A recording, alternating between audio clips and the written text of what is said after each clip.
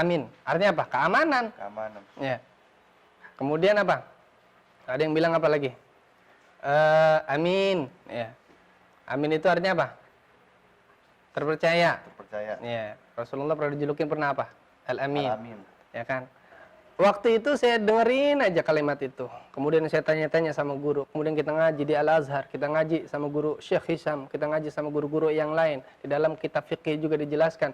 Ternyata kita tetap wajib qadha. Walaupun sudah kelewat apa. Kalau kita lihat permasalahan tersebut. Ketika teman-teman ada yang salah membaca ayatnya. Itu dibenarkan dari makmumnya. Kalau seandainya makmumnya nggak ada yang paham. Nggak ada yang hafal. Nah itu gimana tuh? Kita alihkan ke surah yang kita benar-benar hafal. Maka kita dapat rukhsah, ya kan? Boleh apa? Meringkas sholat kita, ya kan? Yang tadinya 4 jadi berapa? Jadi 2, ya kan? Bisa nggak sholat maghrib diringkas?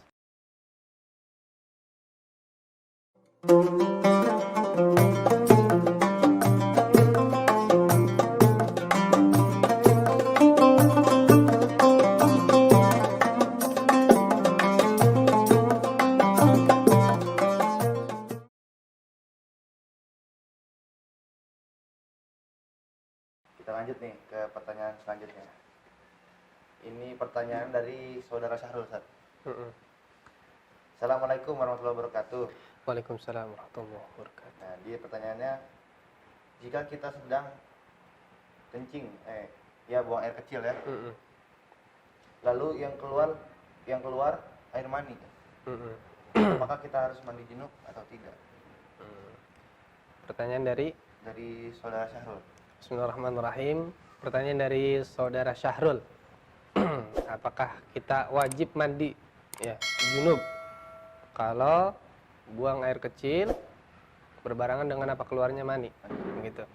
Yang perlu teman-teman ketahui sesuatu yang keluar dari kemaluan depan itu ada 3. Pertama apa? Ada mani ya, ada wadi, ada madhi. Satu lagi ya, apa? Buang air kecil ya. Nah, kita bahas yang 3 ini. Yang pertama mani. Ketika keluarnya mani, ya kan, itu berbarengan dengan syahwat, atau ketika keluarnya itu berbarengan dengan nikmat, ya, ada kenikmatan di sana. Ketika benar keluarnya mani, maka wajib mandi. Tapi dalam permasalahan ini, beliau buang air kecil berbarengan dengan apa? Mani. Dan saya kira ini bukan apa? Bukan mani, tapi apa? Wadi. Apa itu wadi? Wadi itu sesuatu ya berwarna putih, kental juga, keluar berbarengan dengan apa? Ketika kita buang air kecil. Dalam keadaan mungkin kita dalam keadaan capek ya. Kemudian apa? Lelah ya dari kerja. Nah, ternyata keluar. Nah, itu tidak wajib mandi karena itu bukan mani, tapi apa? Wadi. Kemudian yang ketiga, ada yang namanya madhi. Apa itu madhi? Sesuatu yang keluar dari kemaluan ya ketika kita membayang-bayangkan sesuatu yang syahwat ya, membuat syahwat kita apa? Syahwat kita itu bergelora gitu ya. Artinya di situ keluar. Nah, ketika keluar itu berwarna putih ya, bening. Nah, itu disebut madhi. Dan 2 ini tidak mewajibkan kita untuk mandi junub. Wadi dan madhi tidak wajib mandi junub. Adapun mani wajib mandi junub. Wallahu a'lam bishawab. Oke, kita lanjut ke pertanyaan berikutnya nih, Ustaz. Dari saudara Andi Amir. Salam, Ustaz. Waalaikumsalam. Bagaimana hukumnya dalam sholat makmum tidak mengucapkan amin dalam bacaan surat Al-Fatihah yang dipimpin oleh imam? Karena imamnya tidak fasih dalam membacanya, ataupun ada sedikit yang tidak tepat bacaannya. Dalam sholat, bisakah kita tambahkan bacaan pada saat takbir seperti Allahu Akbar? Sebelum dan sesudahnya saya ucapkan terima kasih. Oh, ini berarti ada 2 pertanyaan. Oke, bismillahirrahmanirrahim. Menjawab pertanyaan daripada saudara Andi Amir. Andi, ya. Bagaimana ketika makmum tidak mengucapkan amin, padahal imam mengucapin apa? Amin. Ya. Ngapa? Malas. Ya. Kebanyakan kita lalai, Dan ini termasuk yang disebut oleh para ulama sesuatu yang sering ditinggalin, yang sering apa? Kita goflah, lalai. Ngapa? Malas ngucapin amin, padahal timbang amin doang. Tadi udah disebutin sama Nabi apa?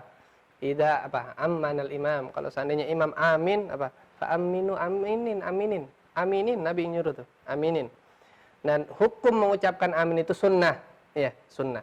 Jadi ketika teman-teman tidak mengucapkan amin, ya kan, kemudian sudah berlewat, imam sudah baca apa? Baca Fatihah, baca apa surat selanjutnya, tidak dianjurkan untuk mengucapkan amin lagi karena kesunahannya sudah lewat, ya kan.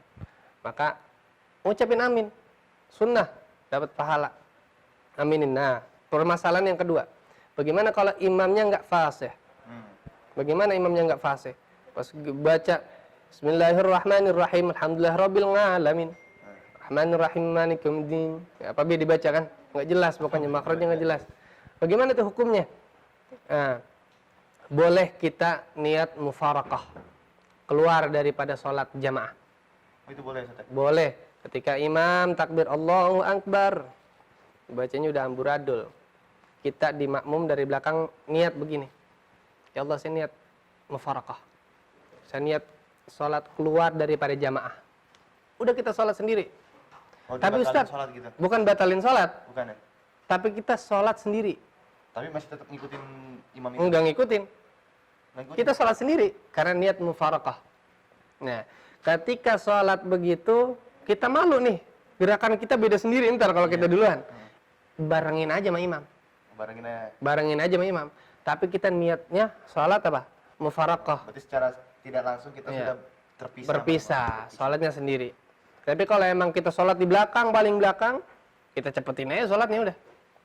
Karena kita udah apa? Malis dakwah, bahasa Mesirnya. Malis dakwah. Masa bodoh sama imam deh. Ya gue udah sholat sendiri gitu. Niat apa? Niat mufarakah. Wallahu a'lam bishawab. Untuk pertanyaan selanjutnya nih. Ini datangnya dari saudara Izan Syarifur Rahman Aqil. Assalamualaikum Pak Ustadz. Waalaikumsalam. Saya bertanya, saya mempunyai riwayat penyakit pilek. Pilek? Iya, pilek. Iya. Jadi orang timur saya. Iya. Penyakit pilek, menahun dan sudah parah. Menahun, maksudnya bertahun-tahun kali ya? Iya. Ketika seorang sedang berada di dekat saya, dia juga ikut ketularan pilek juga katanya. Yang saya ingin tanyakan, sikap saya gimana Ustadz?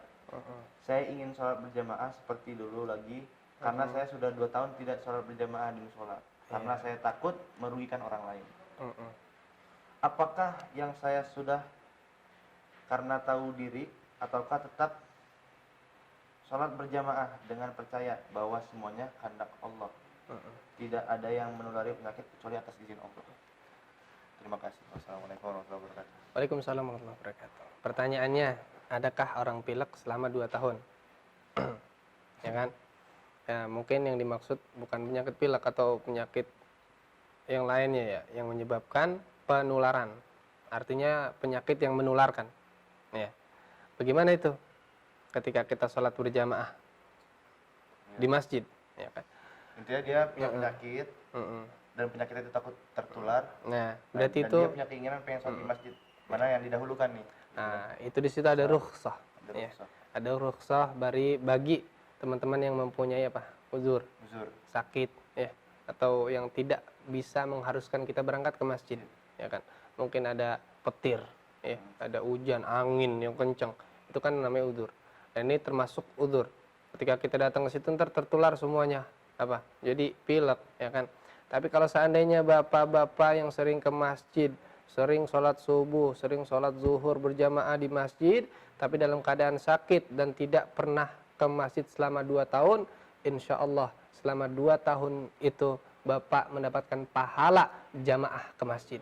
Begitupun teman-teman yang sering datang ke majlis ta'lim, sering datang ke mana? Ke halaqah masyayikhina fil Azhari Syarif, kemudian tidak bisa hadir karena dalam keadaan uzur, sakit mungkinkah dia, mungkin dalam perjalanan atau yang sebagainya yang tidak bisa apa kan untuk hadir dalam acara majlis tersebut, maka ketahuilah itu sudah dicatat oleh Allah sebagai apa? Amal liyah kita karena kita sering melakukan hal tersebut. Maka anjuran bagi teman-teman PPMI Mesir dan semuanya yang menyaksikan video ini, mari kita perbanyak amaliyah baik kita selama sehat. Karena nanti ketika kita sakit, kita juga mendapatkan amaliyah baik kita ketika kita sehat tadi. Begitu, wallahu a'lam bishawab. Jadi jangan dipaksain ya. Kalau punya penyakit menular ya, lebih baik sholat di rumah. Oke, lanjut ke pertanyaan berikutnya. Dari saudara Adi Chandra. Assalamualaikum. Waalaikumsalam. Saat itu saya sedang sholat asar di musola tempat saya bekerja, namun waktunya sudah terlambat. Saat itu tidak ada orang yang sholat, maka saya sholat sendiri. Niatnya pun sendiri, adaan katanya. Lalu pada rakaat berikutnya ada orang lain yang ikut sholat bermakmum kepada saya. Pertanyaan saya, apakah sah sholat kami tersebut?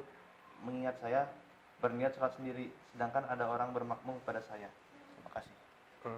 Bismillahirrahmanirrahim. Yang perlu teman-teman ketahui perbedaan niat antara imam dengan makmum, ya, itu boleh. Perbedaan niat imam dengan makmum itu boleh. Ya. Imam sholat wajib, ya, sholat wajib, ya kan. Makmumnya apa? Sholat sunnah, boleh nggak? Boleh. Ya. Ternyata dia lagi sholat isya, ditepok. Niatnya sholat apa? Sholat sunnah. Atau sebaliknya, imamnya lagi apa? Sholat sunnah, ba'diyah, diteplok, plok. Sholat fardhul isya, sholat ngikut imam. Maka sholat imam sah, sholat makmum juga apa? Sah. Karena mukhtalif itu di dalam mazhab Imam Syafi'i, mukhtalif niat sah. Kenapa? Kita nggak tahu di sholat apaan, ya kan? Sah. Selagi gerakan sholatnya sama. Jangan bilang, ini niat perbedaan boleh nih. Dia tepok imam sholat johor, imamnya sholat jenazah. Iya. Sholat jenazah, Allahu Akbar, kali kan. Dia sholat ruku. Lah, kagak sah, Ji. Ya, selagi gerakannya apa? Sama. Wallahu a'lam bishawab. Ke pertanyaan berikutnya dari saudara Ahmad Zafran. Dia bertanya nih, Ustaz, apakah ketika hendak pulang dan pergi, ya, setelah sholat fardu di masjid harus beda arah katanya? Harus beda arah.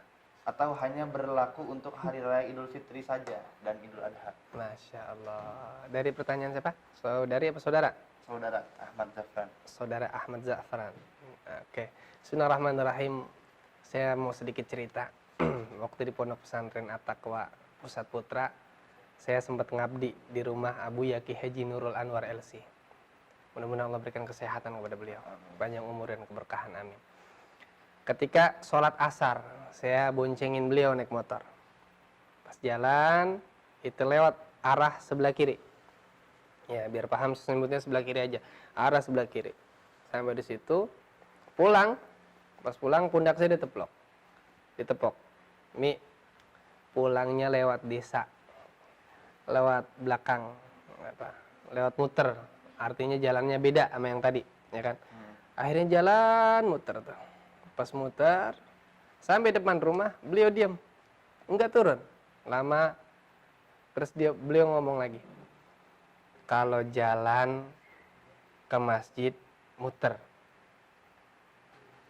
gitu, kita nggak jalan masjid, bukan. Maksudnya apa? Jalan berangkat sama pulang bedain. Iya. Kenapa?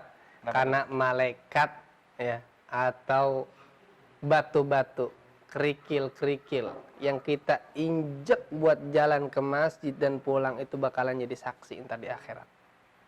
Nih dia, ya Allah, pernah nginjek saya buat jalan ke masjid. Kalau kita jalannya cuma satu arah, pulang satu arah, berarti yang jadi saksi batu itu aja, makhluk itu aja. Tapi kalau kita muter beda arah, batu-batu lainnya menjadi saksi. Batu-batu lainnya jadi saksi.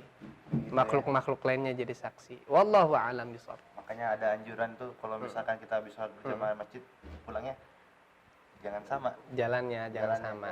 Dan itu berlaku bukan hanya di Idul Fitri dan Idul Adha, melainkan apa? Di semua kebaikan kita.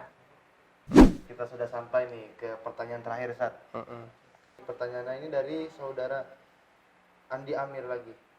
Dia bertanya, bagaimana hukum bila tidak mengaminkan bacaan imam sholat yang salah atau kurang fasih dalam bacaan Al-Fatihah? Tadi udah dijawab ya. Tapi udah dijawab. Cuma ini nanya hukumnya nih. Hukumnya apa? Kalau misalkan aneh sholat nih bang, contohnya, tapi imamnya nih nggak fasih, aneh nggak mau mengaminkan, kira-kira gimana tuh hukumnya? Nah tadi mengucap amin itu apa? Hukumnya apa? Hukumnya sunnah. Sunnah. Adapun dalam hati kita gondok, ya ini imamnya apa? Amburadul banget. Amburadul banget, ya kan. Terus kita nggak suka, udah lebih baik mufarakah, niat mufarakah. Ya, niat Ya. mufarakah. Daripada di sini gondok bukannya sholat, ya. Tapi yang jadi kesal, ya kan. Itu penyakit, ya kan. Itu syaitan udah ada di situ semuanya dah. Udah niat mufarakah kalau emang nggak fasih. Makanya buat teman-teman yang fasih dalam baca Al-Qur'an, ya. Kalau ada imam maju ke depan, jangan nyuruh ente aja ente. Ente aja ente. Kasihan banget. Ada waktu itu kan cerita, ya kan. Ada apa? Tiga orang. Ada 2 orang di dalam masjid.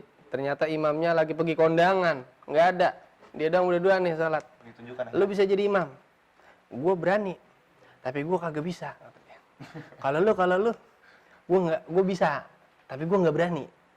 Kata yang bisa begini nih. Udah begini dah, lu kan berani, lu maju ke depan. Gue kan bisa, gue di belakang. Kalau lu salah, gue benerin. Akhirnya maju yang berani jadi imam. Pas di depan dibaca, inna anzalnahu fi Lailatul Qadr. Dibenerin nama yang belakang. Lailatil. Ya. Iya ya dalam hati dia. Bukan berani doang kagak bisa. Gitu. Dibenerin sama dia. Inna anzalnahu fi Lailatul Qadr. Wa ma adraka ma Lailatul Qadr. Dibaca. Kata yang belakang Lailatul. Dia kesel yang depan. Lu gimana sih? Giliran gua Lailatul, lu Lailatil. Giliran gua Lailatil, lu Lailatul. Berantem tuh pemuda jadinya. Gara-gara apa? Gara-gara kagak bisa. Makanya kudu ngaji, belajar ngaji, ya. Belajar tajwid apa? Wal akhdhu bit tajwid hatmun lazimu man lam yujawwidil Qur'ana atimu. Ambil, belajar ilmu tajwid itu hatmul lazim. Kudu, ya. Kudu kita belajar ilmu tajwid. Iya.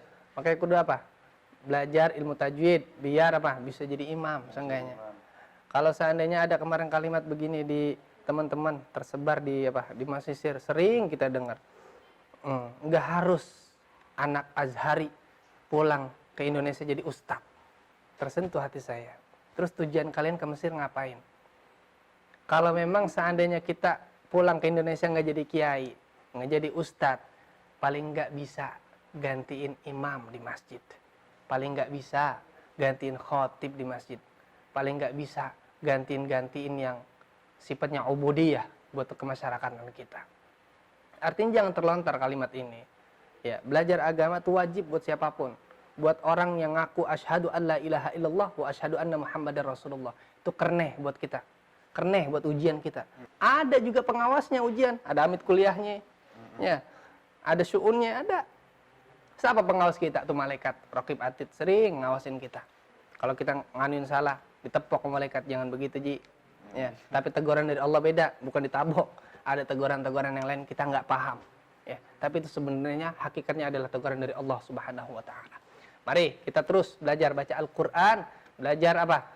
Ilmu tajwid, belajar ilmu-ilmu yang lain, dan semangat buat teman-teman Al-Azhar ya kan untuk terus mendalami ilmu agamanya ya, seenggaknya untuk diri kita pribadi dan juga bisa untuk keluarga ya, untuk lebih besar lagi masyarakat dan juga masyarakat Indonesia semuanya.